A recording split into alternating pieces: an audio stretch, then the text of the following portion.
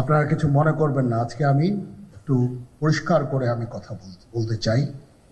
আপনাদের সবার হয়তো ভালো নাও লাগতে পারে, কিন্তু বিশ্বাস করেন আমার এটা যদি আপনারা গ্রহণ করেন আপনারা লাভবান হবেন, কোনো ক্ষতি হবে না দেশের।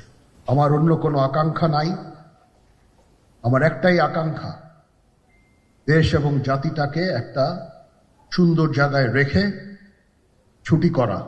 I had enough. Was last 7-8 months I had enough.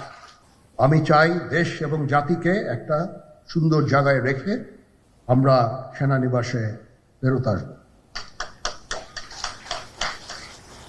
আরেকটা জরুরি বিষয় যেটা আমি ভাবলাম যে আপনাদের সাথে আমি শেয়ার করি, দেশের এই আইন শৃঙ্খলা পরিস্থিতি খারাপের পিছনে কিছু কারণ আছে। প্রথম কারণটা হচ্ছে যে আমরা নিজেরা হানাহানির মধ্যে ব্যস্ত, একজন আরেকজনের বিরুদ্ধে বিষোদ্গারে ব্যস্ত। এটা একটা চমৎকার সুযোগ অপরাধীদের জন্য। যেহেতু আমরা একটা অরাজক পরিস্থিতির মধ্যে বিরাজ করছি, তারা খুব ভালোভাবেই জানে যে এই সময়ে যদি এই সমস্ত অপরাধ করা যায় তাহলে এখান থেকে পরিত্রাণ পাওয়া সম্ভব। সেই কারণে এই অপরাধগুলো হচ্ছে। আমরা যদি সংগঠিত থাকি, একত্রিত থাকি, তাহলে অবশ্যই এটা সম্মিলিতভাবে মোকাবেলা করা সম্ভব হবে। Police, RAB, BGB, DGFI, NSI এগুলো দেশের জন্য অত্যন্ত গুরুত্বপূর্ণ কাজ করেছে অতীতে। খারাপ কাজের সাথে অসংখ্য ভালো কাজ করেছে। আজকে যে দেশের স্থিতিশীলতা, দেশটাকে যে এত বছর স্থিতিশীল রাখা হয়েছে, এটার কারণ হচ্ছে এই সশস্ত্র বাহিনীর বহু সেনা সদস্য, সিভিলিয়ান সবাই মিলে এই অর্গানাইজেশনগুলোকে, অসামরিক সামরিক সবাই মিলে এই অর্গানাইজেশনগুলোকে এফেক্টিভ রেখেছে। সেই জন্য আজকে সুন্দর, এতদিন ধরে আমরা একটা সুন্দর পরিবেশ পেয়েছি। এর মধ্যে যারা কাজ করেছে, যদি অপরাধ করে থাকে সেটা শাস্তি হবে, অবশ্যই শাস্তি হতে হবে, না হলে এই জিনিস আবার ঘটবে। আমরা সেটাকে বন্ধ করতে চাই চিরতরে, কিন্তু তার আগে মনে রাখতে হবে আমরা এমনভাবে কাজটা করব এই সমস্ত অর্গানাইজেশনগুলো যেন আন্ডারমাইন না হয়।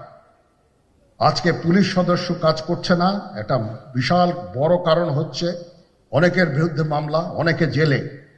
RAB, BGB, DGFI, NSI panicked, বিভিন্ন দোষারোপ, খুন ইত্যাদি তদন্ত চলছে। অবশ্যই তদন্ত হবে, দোষীদের বিচারের আওতায় আনতে হবে।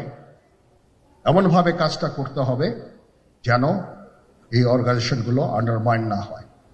এই অর্গানাইজেশনগুলোকে যদি আন্ডারমাইন করে আপনারা মনে করেন যে দেশের শান্তি শৃঙ্খলা বিরাজ করবে, সবাই শান্তিতে থাকবেন, এটা হবে না, সেটা সম্ভব না। আমি আপনাদের পরিষ্কার করে বলে দিচ্ছি, এই দেশের শান্তি শৃঙ্খলা রক্ষার দায়িত্ব খালি সেনাবাহিনীর না। 2 লক্ষ পুলিশ আছে, বিজিবি আছে, র্যাব আছে, আনসার বিডিপি আছে, আমার আছে হচ্ছে 30,000 সৈন্য।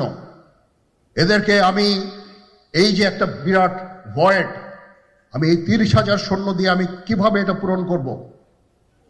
30,000 থাকে, আবার 30,000 চলে যায় ক্যান্টনমেন্টে, আরো 30,000 আসে। এটা দিয়ে আমরা দিন রাত আমরা চেষ্টা করে যাচ্ছি।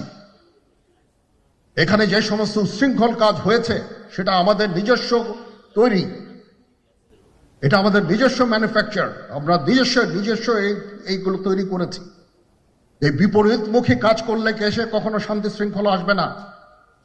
এই জিনিসটা আপনাদের মনে রাখতে হবে।